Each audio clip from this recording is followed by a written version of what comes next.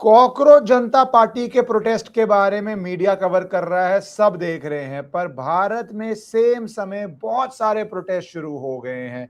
एक 45,000 करोड़ प्रोजेक्ट है data centre का अमेज़न का, उसको लेके महाराष्ट्र थाने में प्रोटेस्ट शुरू हो गया है।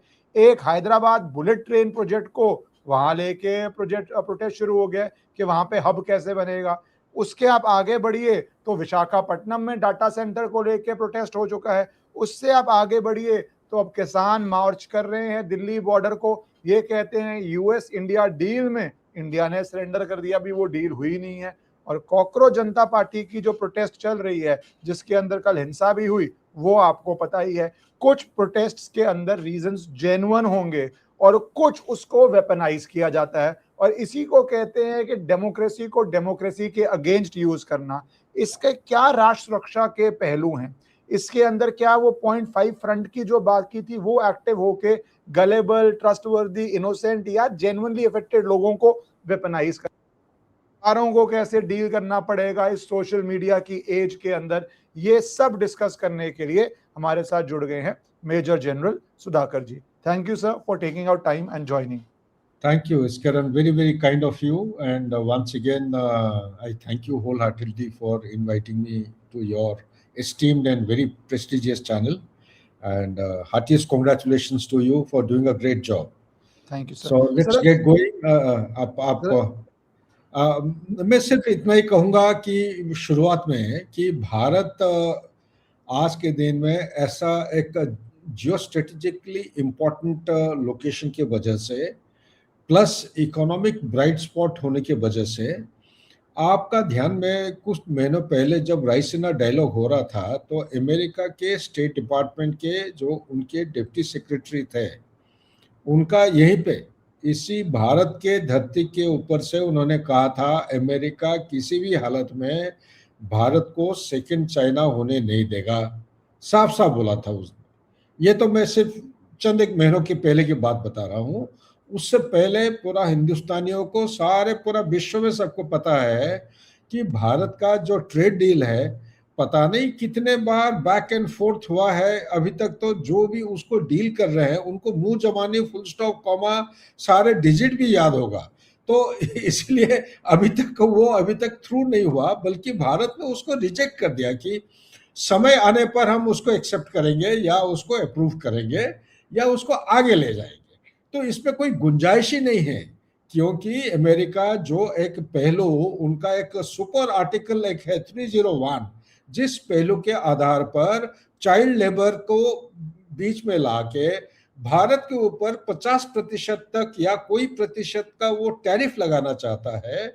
उसके साथ और भी देश जुड़े हुए हैं 50-51, और उससे देशों का नंबर अभी आज मेरा फ्रेंड ही अमेरिका से रिंग किया था, और भी कुछ देश जोड़ने वाले हैं।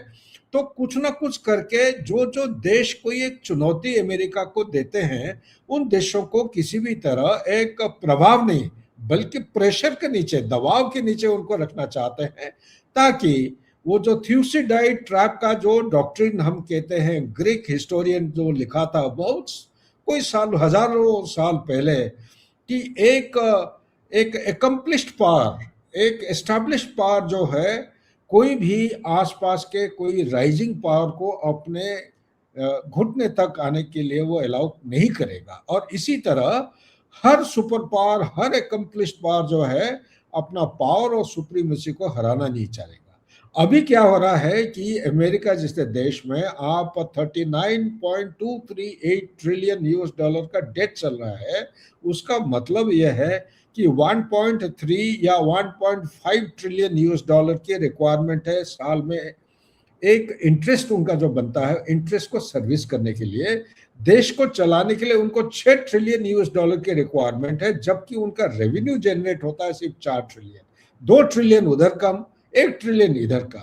तो इसलिए उनका जो फेडरल रिजर्व का जो गवर्नर और चेयरपर्सन है, टाइम टू टाइम पिछले कोई सालों से छत के ऊपर से वो चिल्ला रहे हैं कि अगर आप अमेरिका को ग्रेट बनाना चाहते हो, अगर उसको सुपर पावर की स्थिति को बरकरार रखना चाहते हो, उसके लिए एक ही रास्ता है, वो रास्ता है steady inflow of wealth into America. Steady inflow of wealth into America कैसे होगा?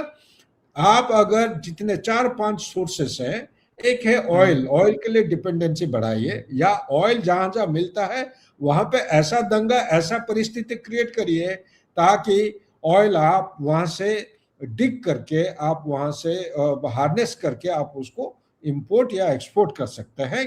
किस मुद्रा में? डॉलर की मुद्रा में। क्यों?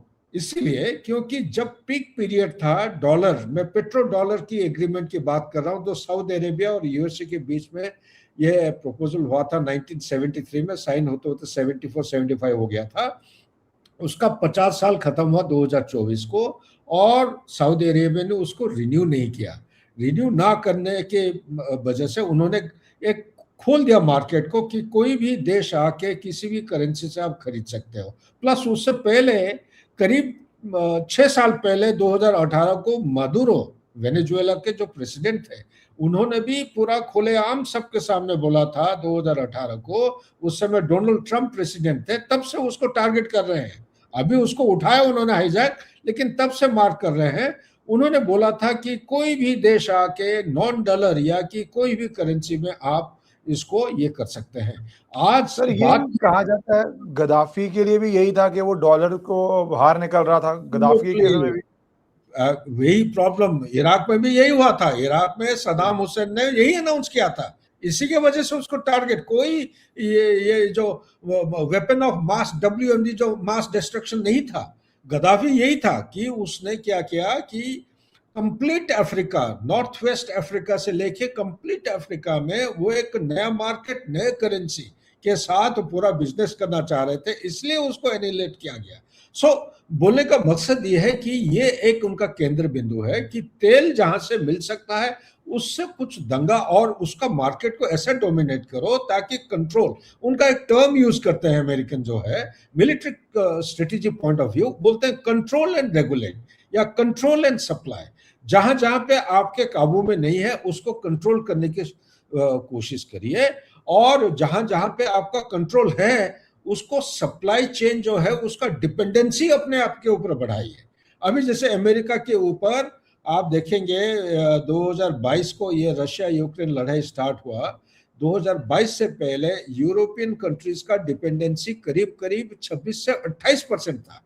अभी आज के दिन में अगर चेक करेंगे, आप अगर गूगल करके देखेंगे, ये 58 से 60% बढ़ी है डिपेंडेंसी, बढ़ती जा रही है, क्योंकि अमेरिका उनको वेलकम कर रहा है कि उनके पास सोर्सेस कोई नहीं है मिडिल ईस्ट को। इसीलिए ये भी एक कारण है कि ईरान के ऊपर दे धमाके बिना कोई कारण, जब वो इलेक्शन कैंपेन के दौरान में बोलते रहे कि नहीं मैं कोई नई लड़ाई शुरू नहीं करूंगा, ईरान के ऊपर आक्रमण उन्होंने कैंपेन के दौरान कई बार बोला है कि ईरान के ऊपर कभी नहीं आक्रमण करेंगे। उनसे पहले 47 साल में आप देखेंगे कोई भी प्रेसिडेंट, उनको भी पता था ईरान एक दुश्मन देश है, लेकिन किसी ने इसके बारे में हिम्मत नहीं किया। दूसरा है उनका फार्मास्यूटिकल इंडस्ट्री, तीसरा है डिफेंस इंडस्ट्री, चौथा है उनका ड्रग मनी, पांचवा है आपका रेयर अर्थ एलिमेंट। तो ये जो प्राइमरी सोर्सेस उन्होंने पहचाना है, तो वहां से कुछ उनको पैसा अंदर आ सकता है, स्टेडी इनफ्लो वेल्थ। लेकिन एक ये पहलू है जो मसला आपने उठाया है देश का, भारत के अंदर ये जो प्रोटेस्ट हो रहे हैं, ये प्रोटेस्ट का क्या है, इसका कौन, उसका हैंडलर कौन है? हैंडलर देखिए, मेरे विचार के मुताबिक जितना मैंने स्टडी और रिसर्च किया है, ये सब कॉन्टिनेंट के अंदर एक ही हैंडलर है, लेकिन वो हैंडलर जुड़ा हुआ है सबके साथ। वो कौन है वो हैंडलर? वो है ISI और पाकिस्तान, इसमें कोई शक नहीं है। और ISI और पाकिस्तान वो हैंडलर कैसे देखेंगे आप? 19 जून 2025 को कुनमिंग में एक मीटिंग हुआ था, एक बड़ा उनका मेगा इवेंट चल रहा था, साइड लाइन में मीटिंग हुआ था। कुनमिंग है यूनान प्रोविंस में, कह रहा हूं, उनका जो कैपिटल है, उसका साइड लाइन में बांग्लादेश, पाकिस्तान और चाइना, ये दोनों ने, जब पूछा गया, रिपोर्टर जाके पूछे क्या मीटिंग हो रहा है, तो उन्होंने बोलने लगे कि ये तो हमारा इकोनॉमिक कोलैबोरेशन चल रहा है। इकोनॉमिक कोलैबोरेशन क्या होगा इसमें, जब आप एक्सटेंडेड स्टैंड ऑफ कर रखे हो हिंदुस्तान के खिलाफ, और आपका 5 अगस्त 2019 के बाद जब हमारा ये एब्रोगेशन ऑफ आर्टिकल 370 हुआ, उसके बाद पाकिस्तान का फॉरेन मिनिस्टर मिस्टर कुरैशी 9 अगस्त को, अगर आप रिकॉर्ड चेक करेंगे, 9 अगस्त को एयर डैश किए थे चाइना में, वहां जाके 2 दिन रहे उधर, 10 तारीख और 11 तारीख, इसमें कोई सारे बड़े बड़े जो इंपॉर्टेंट हायरार्की है उनके साथ मीटिंग किए थे।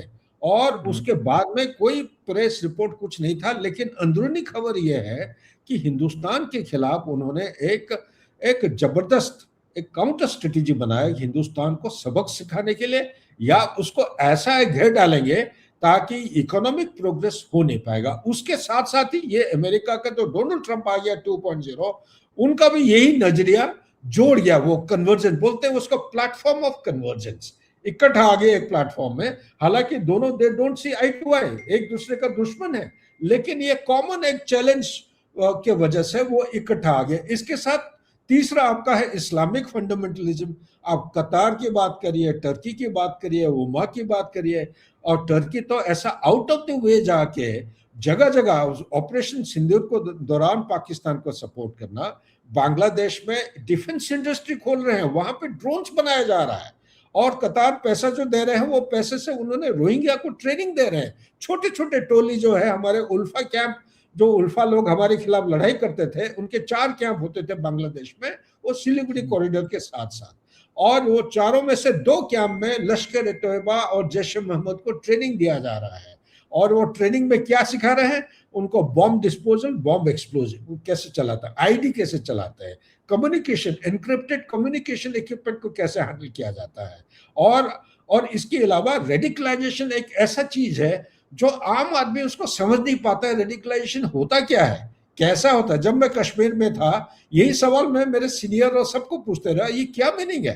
क्या स्कल कैप और दाढ़ी बढ़ाने से, और जो पैजामा या जो पैंट पहनते ट्राउजर उसको फोल्ड करके ऊपर जाके शुक्रवार के दिन, जुम्मा के दिन जाके और मस्जिद में बैठते हैं, मुल्ला जो एंटी इंडिया स्लोगन देता है, क्या वही है इसका मीनिंग रेडिकलाइजेशन, या उसका मीनिंग और कुछ है? रेडिकलाइजेशन एक ऐसा प्रोसेस है कि अच्छे अच्छे बच्चे, मैं आपको बताऊंगा एक चीज, आप सुन के भी हैरान हो जाएंगे।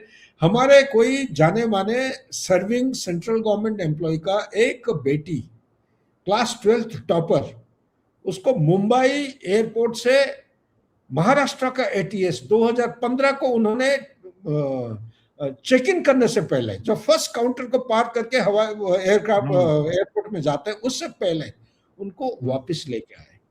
इसका मतलब शाबाशी हम इंटेलिजेंस एजेंसी को देते हैं, वो मॉनिटर कर रहे हैं, भरोसा रखिए, ये बहुत जबरदस्त काम कर रहे हैं। इसके बाद और भी बहुत सारे केसेस हैं जो नेशनल सिक्योरिटी के वजह से उसको ज्यादा पब्लिसिटी नहीं दिया जाता है, लेकिन रेडिकलाइजेशन में हिंदुस्तान का उदाहरण क्यों, आप एक सुपर पावर को उदाहरण लीजिए। डोनाल्ड ट्रंप जैसे ही प्रेसिडेंट बना 2.0, चंद एक दिनों के अंदर शायद पेंसिल्वेनिया या न्यू ऑर्लिन्स में एक पैरा जो स्पेशल फोर्सेस है, इनका एक वेटरन था यूएस आर्मी का, उसने वहां पे गाड़ी लेके फायरिंग किया था, काफी लोग मारे गए थे। जब इन्वेस्टिगेशन हुआ, पता चला कि उसको रेडिकलाइजेशन की वजह से उसने आईसिस ज्वाइन किया है। आईसिस कैसे ज्वाइन करते हैं, रेडिकलाइजेशन हुआ कैसे? तो पता करते करते ये पता चला, उन्होंने फिर बताया पुलिस को कि रेडिकलाइजेशन के लिए फिजिकली आपको मूवमेंट करने की जरूरत नहीं है, इंटरनेट से सब कुछ, आजकल सब यूट्यूब वीडियो में सारे चीजें सिखलाई दिए जाते हैं। इसका मतलब यह है कि आपका जाने माने जो एक सीधी पटरी पे चलने वाले जो लोग हैं, अगर वो थोड़ा एक्सट्रीम में चले जाते हैं, वायलेंट हो जाते हैं, सोसाइटी के सामने जो कुछ चंद एक चीजें एक्सेप्टेबल होता है, चंद एक चीजें नॉट एक्सेप्टेबल होता है, राइट एंड रॉन्ग, इसके बीच में वो रॉन्ग की तरफ चले जाते हैं। जब वो वायलेंट प्रोसेस ले लेते हैं, तो वो वाला प्रोसेस क्यों यूएस में क्यों बढ़ रहा है ये रेडिकलाइजेशन, हिंदुस्तान में नहीं बढ़ पाएगा। मैं कहूंगा उसका कारण भी है नहीं बढ़ पाएगा। यूएसए में इसलिए बढ़ रहा है क्योंकि वहां पे उनका सर्वाइवल का जो होमलेसनेस बढ़ती जा रही है, इनइक्वालिटी बढ़ती जा रही है, वो rich is becoming richer, poor is becoming poorer. इसके वजह से यूएसए इसके खिलाफ कोई एक्शन नहीं ले पा रहा है। हिंदुस्तान का फायदा कहां है? Socio economic fault line. हमारे पास क्या रिलीजन की बात करिए, 9 रिलीजन है, 9 में से 4 है इंटरनेशनल रिलीजन। और इसी तरह हमारा जो जातिवाद, कास्ट के बीच में मैं अंदर जाना नहीं चाहता हूं, इतिहास अगर पढ़ेंगे, हिंदुस्तान में कास्ट सिस्टम था नहीं, लेकिन इसके बारे में मैं तर्क वितर्क नहीं करूंगा। ये कास्ट तो ब्रिटिशर्स आके शुरू करके गए हैं, वो एक अलग चैप्टर है। लेकिन हमारा अगर देखेंगे जो उन्होंने शुरू किया था, आपके 5 मेन कास्ट हैं, 5000 सब कास्ट हैं, 25,000 based on occupation, based on the services they render.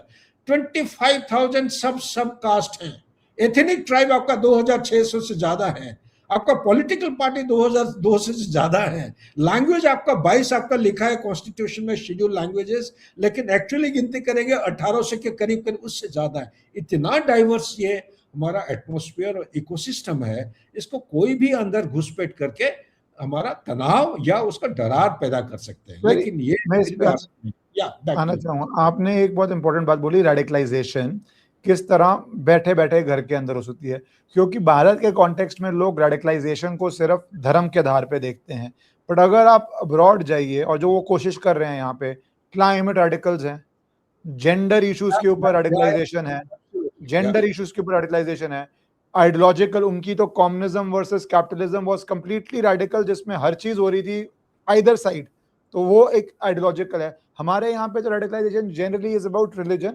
और कभी कभी जब चीजें खराब होती हैं ऑन कास्ट इश्यूज, पर ये जो रेडिकलाइजेशन वेस्टर्न टाइप की है, क्या वो भारत में लाई जा रही है? अब दिल्ली पुलिस स्कैन कर रही है social media post, CJP Jantar Mantar के वायलेंट हुआ, इसके अंदर दो बातें और मैं सबको बोलूंगा कि प्लीज दिल्ली पुलिस का अकाउंट फॉलो कीजिए, काफी फेक नैरेटिव वो बेस्ट कर रहे हैं। वो एक नैरेटिव चल रहा है कि स्टिक के ऊपर कीले लगा लगा के लोगों को मारा जा रहा है, वो क्लैरिफाई कर रहे हैं ऐसा कुछ नहीं हुआ।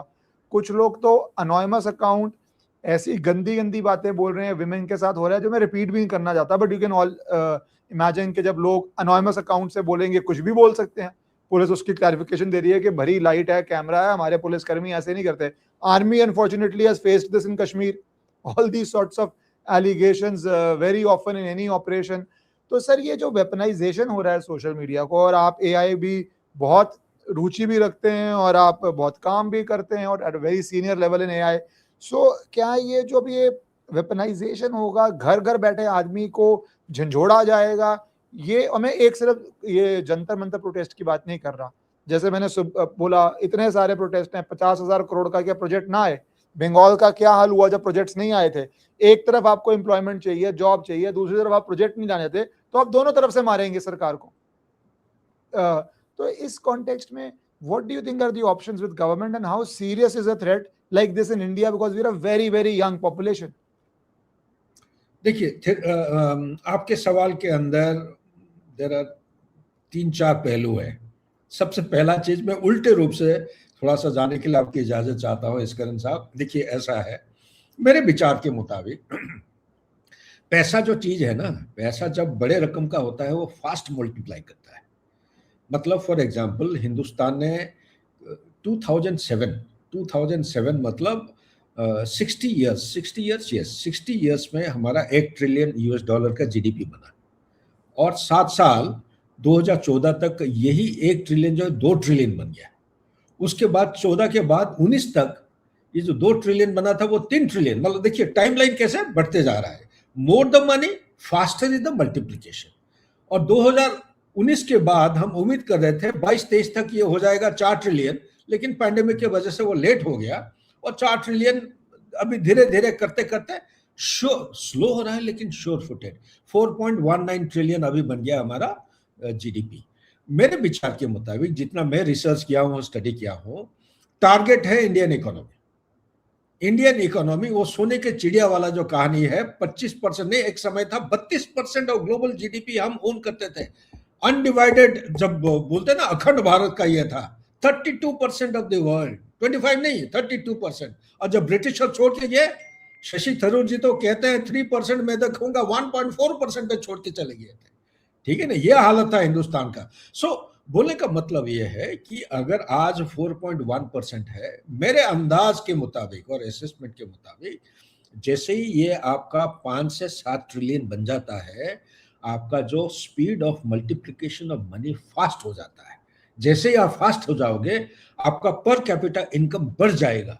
आपका जैसे आज के दिन में पर कैपिटा कितना है? पर कैपिटा है $3,051, और हमारा ऑब्जेक्टिव क्या है कि ग्लोबल पावर बनना है 2047 अर्लियर देन दैट। वो कैसा, किस रकम का टारगेट है हमारा? $30 ट्रिलियन हम किसी भी तरह अचीव करना चाहते हैं। अगर इसी स्पीड पे 6.8 to 7.8 के एवरेज में रेट ऑफ ग्रोथ पे अगर हिंदुस्तान चलते जाए इतने सारे पाबंदी के बावजूद, एनर्जी सिक्योरिटी का चैलेंज के बावजूद, आप देखिए पिछले क्वार्टर का क्या हुआ है पोस्टिंग। तो सबको डर ये है, ये भी आईएमएफ और वर्ल्ड बैंक और इंपॉर्टेंट इकोनॉमिक एस्टेब्लिशमेंट उन्होंने फोरकास्ट किया है कि हिंदुस्तान को चाहे आप कुछ भी कर लीजिए, इसी स्पीड पे अगर प्रोग्रेस करते जाएगा, ये 2038 तक यूएसए को ओवरटेक कर लेगा in terms of PPP, purchasing power parity. और 2038 तक, आज के दिन में यूएस का कितना है, 31 तो 32 ट्रिलियन यूएस डॉलर, चाइना का 21 ट्रिलियन है। तो हिंदुस्तान का पीपीपी कितना है, 17.7। वो 11.7 गलत है, बहुत जगह ओपन सोर्स में दिखा रहा है, एक्चुअली इट इज 17.7 ट्रिलियन। तो इस स्पीड पे अगर हम प्रोग्रेस करेंगे 5 to 7 ट्रिलियन, 5 ट्रिलियन हमारा अगले एक साल में होना था प्लान के मुताबिक, लेकिन ये एक साल और दे दीजिए, हो सकता है टाइम लग जाएगा, लेकिन 5 ट्रिलियन जैसे बन जाता है, आप देखेंगे कि ये स्पीड जो है 2030 तक मेरे अंदाज के मुताबिक 60 ट्रिलियन हो जाएगा, 2035 तक ये 10 ट्रिलियन कम से कम होगा, उसके बाद 2040 तक ये बन जाएगा 20 ट्रिलियन बनेगा, 2045 तक आपका 30 ट्रिलियन, और 2047 या 50 तक आपका 30 को पार कर जाएगा। तो ये जैसे ही पार करता है, हिंदुस्तान नंबर 3 या नंबर 4 में नहीं रहेगा, ये यूएसए को ओवरटेक कर लेगा। ठीक है ना, ये है इकोनॉमिक पावर। इसी को इम्बैलेंस करने के लिए, इसी को रिटायर्ड करने के लिए जगह जगह ये सब कर रहे हैं, चाहे आप इसको नेशनल सिक्योरिटी का चैलेंज बोलिए, या आप उसको बॉर्डर सिक्योरिटी, या इंटरनल लॉ एंड ऑर्डर, और इसके बीच में करने का तरीका अलग अलग हो रहा है अभी। ये इसमें वही again ISI is definitely involved, Muslim fundamentalism they are definitely involved, America is definitely involved, वो तो खुलेआम बोल रहे हैं। आप ये जो दिल्ली वाला उदाहरण ले रहे हैं, या जहां जहां पे अलग अलग चीज, जैसे महाराष्ट्र में हो रहा है, अगर फैक्ट चेकिंग करेंगे, उनका इंटरनेट और उनका आईपी एड्रेस अगर चेक करेंगे, आप देखेंगे ये सारे के सारे पाकिस्तान ISI हैंडलर के पास आएगा, और ये बहुत चालाकी के साथ काम कर रहे हैं। वो कोई नाइजीरिया या उसका जो सर्वर है, और उसका वो चाइनीज सर्वर, चाइना बड़ा स्मार्ट है, वो अपना सर्वर को ये नहीं करता, वो दूसरे अटलांटा अमेरिका का सर्वर को मदद के हेल्प लेते हुए आ रहे हिंदुस्तान को मोबिलाइज करने के लिए सोशल मीडिया।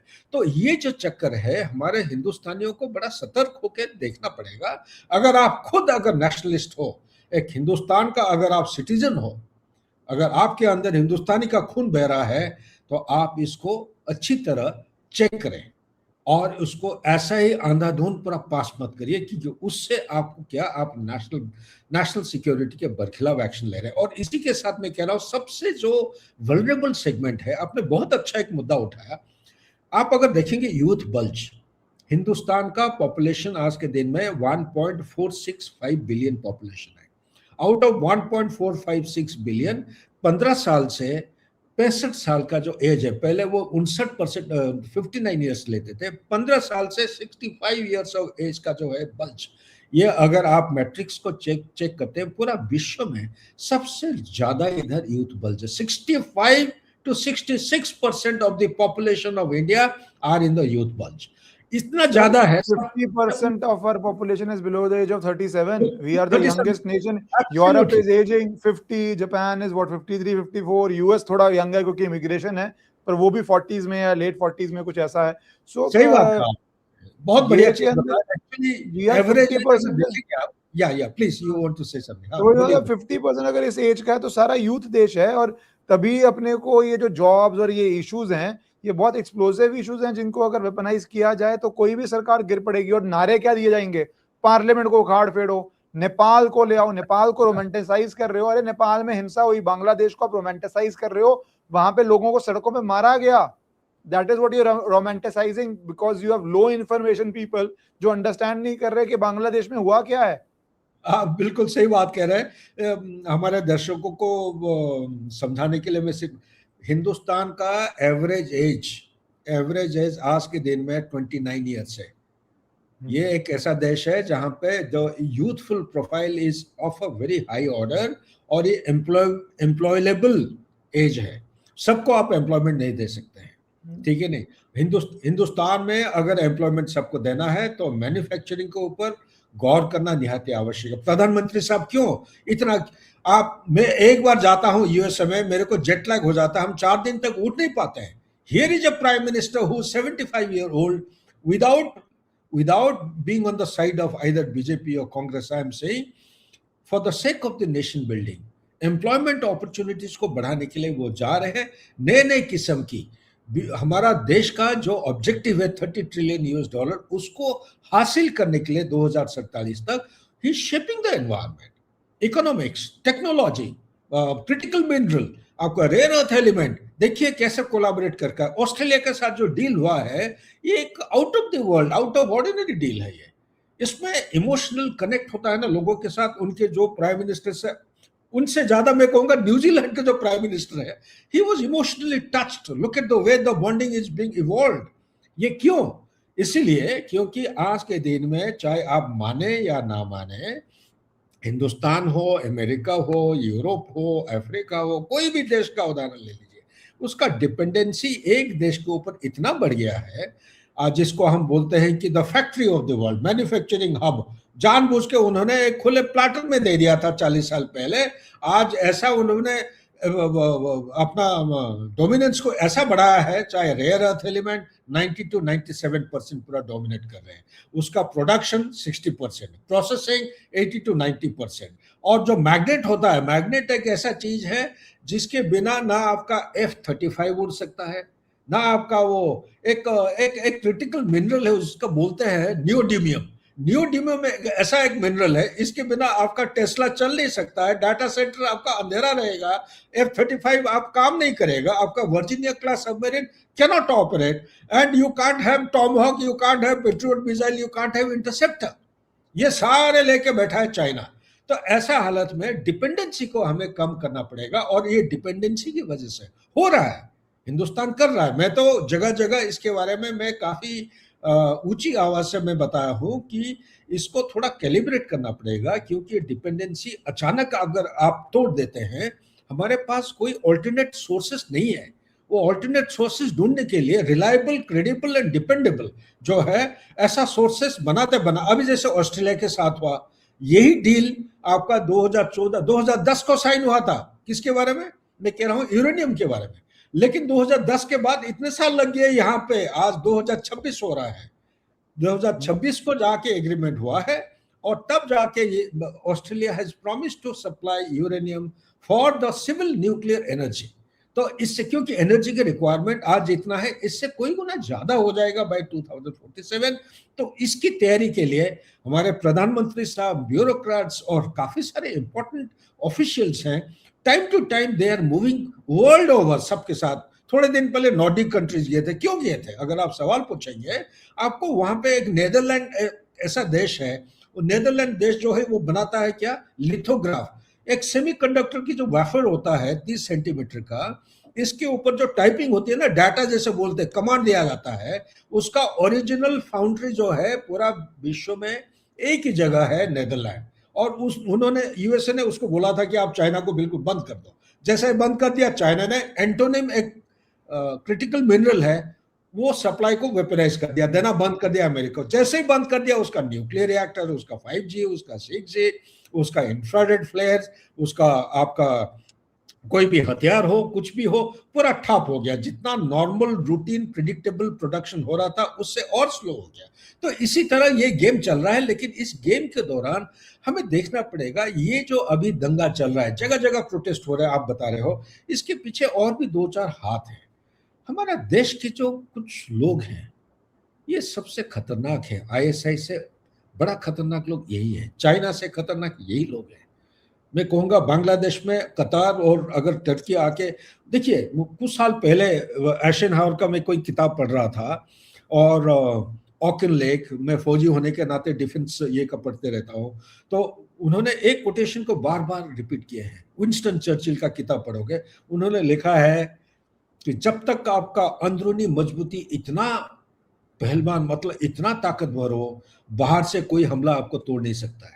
मतलब हिंदी मेरा कमजोर है, जितना मैं बोल सकता हूँ उतना बोलने की कोशिश कर रहा हूँ। सो उनका जो, ये हमारा देश का जो चंद एक लोग हैं, यही है। अगर देश को, हिंदुस्तान को बल्कनाइज होगा, अगर कोई तोड़ेगा, हमारे देशवासी करेंगे। इन्हीं को ही जब तक आप अपना लॉ लेजिस्लेट नहीं करते हैं, एनफोर्समेंट एजेंसी को मजबूत नहीं बनाते हैं, यही लोग सबसे पहले आपके मकान में आग लगाएंगे, घर से आपको खींच के आपका गर्दन में छुरा लगाएंगे, मारेंगे यही लोग। तो इसलिए हमारे अपने लोगों को काबू में लेना निहायत आवश्यक है, नहीं तो पता नहीं चलेगा। पुणे से 80 किलोमीटर दूर अलकायदा का एक क्या स्ट्रेटेजिक हब बना दिया, 160 अलकायदा के लोग थे। कैसे हो सकता है अपना लोगों के बिना सपोर्ट? यहीं पे देखना पड़ता है। इसी तरह आप अगर देखेंगे सिलीगुड़ी कॉरिडोर में एक समय बोलते थे आईसिस का एक बन रहा है क्या कैलिफेट, कैसे बन सकता है अपना लोग? अगर हम सक्सेसफुल हो रहे हैं, चाहे रेड कॉरिडोर की बात हो या जम्मू कश्मीर की बात हो या नॉर्थ ईस्ट की बात हो, वो कहीं ना कहीं हमारा हिंदुस्तानी कल्चर को हम अप्लाई कर रहे हैं सक्सेसफुली। वो क्या? Winning the hearts and minds of the people. Dialogue, हमारे प्रधानमंत्री साहब टाइम टू टाइम जाके जगह जगह बताए हैं, ये जमाना लड़ाई का नहीं है, ये है डिप्लोमेसी और डायलॉग की जमाना है। सर ये जब तक आप बातचीत नहीं करेंगे, लोगों की क्या है, उनका आशा है, क्या एस्पिरेशन है, जब तक आप अंदाज नहीं लगाएंगे तब तक आप सही सोल्यूशन। पाकिस्तान देखिए क्या हो रहा है, पाकिस्तान ऑक्यूपाइड जम्मू कश्मीर में आज अगर प्रॉब्लम, ये कुछ दिन पहले ये नारा लगा रहे थे कि हिंदुस्तान के श्रीनगर के साथ मिलेंगे, हाँ हिंदुस्तान से खाना मंगा रहे हैं, दवाई मंगा रहे हैं, जा रहा है कि नहीं मैं मेरे को नहीं पता है, लेकिन डिमांड आने लगा है वहां से। अभी शोर गुलाबा कर रहे हैं जैसे मुक्ति वाहिनी के टाइम में हुआ था, बांग्लादेश के टाइम में, ऐसा ही कर रहे हैं कि अगर नहीं करोगे तो हम हिंदुस्तान की तरफ घुसपैठ करके अंदर चले जाएंगे। ये हो रहा है। बैक टू जो आपने बोला वही इंपॉर्टेंट बात है। एक तरफ भारत की इकोनॉमिक ग्रोथ है जिसको यूएस चाइना दोनों हजम नहीं कर रहे, दूसरी तरफ इंटरनल चैलेंजेस हैं जिसके अंदर 0.5 फ्रंट भी बोला गया है, जो कुछ जेन्युइन बातों को लेके ऐसे भड़काते हैं कि वायलेंस हो जाए। और यही सरकार को ध्यान रखना है sir, for India which is internally strong, ताकि घर के भेदी लंका ना ढाएं, वो बहुत जरूरी है सर। थैंक यू सर, आपने बहुत अच्छा समय दिया। और ये जो पूरा नेशनल सिक्योरिटी इम्पैक्ट से क्या क्या असर हो रहा है और ग्लोबल कॉन्टेक्स्ट में क्या चल रहा है, ये कवर करने के लिए आपका बहुत धन्यवाद sir. Thank you, you are the best as always. Thank you so much. No, sir. Thank you, sir.